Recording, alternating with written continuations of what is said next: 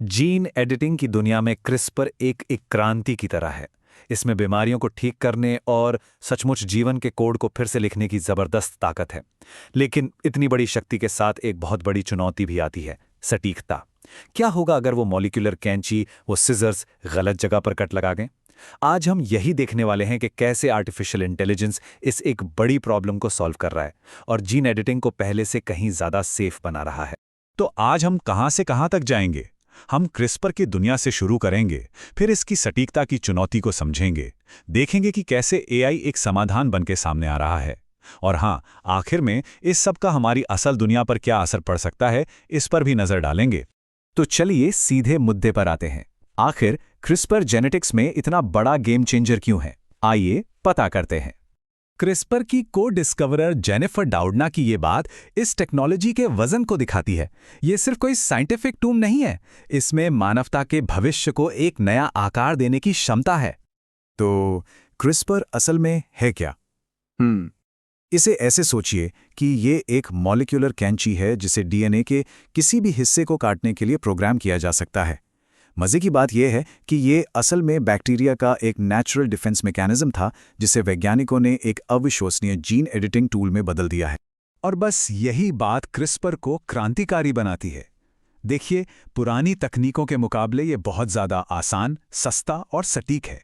इसने genetic research के वो दरवाजे खोल दिए हैं जिनके बारे में पहले हम सोच भी नहीं सकते थे। लेकिन जैसा कि मैंने कहा, इतनी शक्ति के साथ एक बहुत बड़ी चुनौती भी आती है और अब वक्त है उस चुनौती पर फोकस करने का। साइंटिस्ट्स इस मुश्किल को समझाने के लिए अक्सर यही कहते हैं, ये भूसे के ढेर में सुई खोजने जैसा है। देखिए, हमारे जीनोम में 3 अरब से ज़्यादा डीएनए लेटर्स हैं। अब उनमें से सही जगह खोजना और ये पक्का करना कि कैंची सिर्फ और सिर्फ वहीं काटे, ये कोई आसान काम नहीं है। यहाँ पर 2 बातें हो सकती हैं। ऑन टारगेट मतलब कैंची ने बिल्कुल सही जगह कट लगाया, ये तो परफेक्ट है। लेकिन एक है ऑफ टारगेट, मतलब कैंची ने गलती से कहीं और कट लगा दिया। इससे ऐसे जेनेटिक बदलाव हो सकते हैं जिनकी उम्मीद नहीं थी और जो खतरनाक भी हो सकते हैं। तो सवाल यह है कि इन ऑफ टारगेट प्रभावों को रोका कैसे जाए? इसका जवाब छिपा है एसजीआरएनए में। इसे क्रिस्पर सिस्टम का जीपीएस समझिए।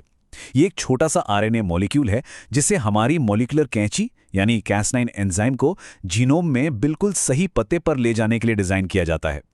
तो एक परफेक्ट एसजीआरएनए डिजाइन करना ही सटीकता की असली कुंजी है। तो फिर सवाल ये उठता है कि साइंटिस्ट्स ये सबसे अच्छा एसजीआरएनए डिजाइन करते कैसे हैं? और यहीं पर आर्टिफिशियल इंटेलिजेंस की एंट्री होती है। ये आज के सबसे बड़े सवालों में से एक है। उस सबसे असरदार और सबसे सेफ गाइड आरएनए को कैसे ढूंढा जाए जो सिर्फ अपने टारगेट पर निशाना लगाए और कहीं नहीं। वैज्ञानिकों ने इस समस्या को सुलझाने के लिए कई तरीके अपनाए हैं। शुरू में कुछ सरल और तेज उपकरण थे, लेकिन उनकी अपनी सीमाएं थी। फिर आए कुछ नियम आधारित उपकरण, लेकिन जो सबसे शक्तिशाली समाधान निकला वो आया मशीन लर्निंग से, जो असल डेटा से सीखकर भविष्यवाणी करता है। और अब हम आते हैं एक नए और भी ज्यादा शक्तिशाली मशीन लर्निंग अप्रोच पर, जिसे कुछ शोधकर्ताओं ने हाल ही में विकसित किया है। इस तकनीक का नाम है स्टैक्ड जनरलाइजेशन। अब ये सुनने में थोड़ा कॉम्प्लिकेटेड लग सकता है, लेकिन इसे ऐसे समझिए कि ये एआई विशेषज्ञों की एक टीम है। टीम का हर एआई एक्सपर्ट अपनी अपनी भविष्यवाणी करता है और फिर एक मास्टर एआई उन सभी की भविष्यवाणियों को मिलाकर एक आखिरी और ज्यादा सटीक फैसला लेता है। बिल्कुल टीम वर्क की तरह, लेकिन एआई के लिए। ये स्लाइड दिखाती है कि ये काम कैसे करता है। देखिए, यहाँ रैंडम फॉरेस्ट और ग्रेडियंट बूस्टिंग जैसे अलग अलग एआई मॉडल्स एक साथ काम कर रहे हैं। ये सब अपनी अपनी भविष्यवाणियों को एक मास्टर एआई को भेजते हैं, जो इन सबको मिलाकर एक कहीं ज्यादा शक्तिशाली सामूहिक भविष्यवाणी करता है। चलिए इसे और भी सरल स्टेप्स में समझते हैं। पहला स्टेप, एक एसजीआरएनए सीक्वेंस को सिस्टम में डाला जाता है। दूसरा स्टेप, टीम के अलग अलग एआई मॉडल्स इसका विश्लेषण करते हैं और अपना अपना स्कोर देते हैं। और तीसरा और आखिरी स्टेप, मेटा लर्नर इन सभी स्कोर्स को लेता है और एक अंतिम सुपर सटीक भविष्यवाणी करता है। ये ठीक वैसा ही है जैसे अलग अलग विशेषज्ञों की राय लेकर सबसे अच्छा फैसला लिया जाए। तो ठीक है, थ्योरी तो बहुत बढ़िया है, लेकिन असल में ये नया एआई मॉडल काम कितना अच्छा करता है, आइए देखते हैं। और नतीजे काफी प्रभावशाली हैं। जब इसकी तुलना मौजूदा सबसे अच्छे मॉडल डीप क्रिस्पर से की गई, जिसका स्कोर जैसा कि दिख रहा है 0.74 था, तो इस नए एन्सेम्बल मॉडल ने 0.91 का स्कोर हासिल किया। ये एक बहुत बड़ी छलांग है। इसका मतलब है कि हम कहीं ज्यादा सटीकता के साथ भविष्यवाणी कर सकते हैं कि कट कहां लगेगा। शोधकर्ताओं ने खुद अपने नतीजों में यही कहा कि उनका तरीका लगातार बेहतर प्रदर्शन करता है। तो ये कोई मामूली सुधार नहीं है, ये क्रिस्पर की लक्ष्य भविष्यवाणी को और भी ज्यादा भरोसेमंद बनाने की दिशा में एक बहुत महत्वपूर्ण कदम है। चलिए अब जरा बड़ी तस्वीर पर वापस आते हैं। इस एक तकनीकी सुधार का हम सबके लिए क्या मतलब है? तो सबसे जरूरी बात यह है, जब हम बेहतर भविष्यवाणी कर सकते हैं तो हम सुरक्षित और ज्यादा असरदार जीन थेरेपी बना सकते हैं। ये बात सीधे सीधे मरीज की सुरक्षा और इलाज की सफलता से जुड़ी है। और जब क्रिस्पर ज्यादा सटीक हो जाता है तो संभावनाओं की एक पूरी नई दुनिया खुल जाती है।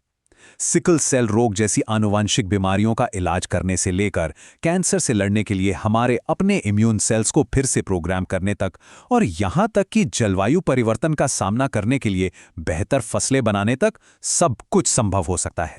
एआई की मदद से हम भूसे के ढेर में उस सुई को अब और भी तेजी और सटीकता से खोज रहे हैं, और ये हमें एक बहुत ही रोमांचक सवाल के साथ छोड़ जाता है। इस नई शक्ति के साथ मानवता सबसे पहले किस आनुवांशिक बीमारी पर जीत हासिल करेगी? भविष्य इंतजार कर रहा है।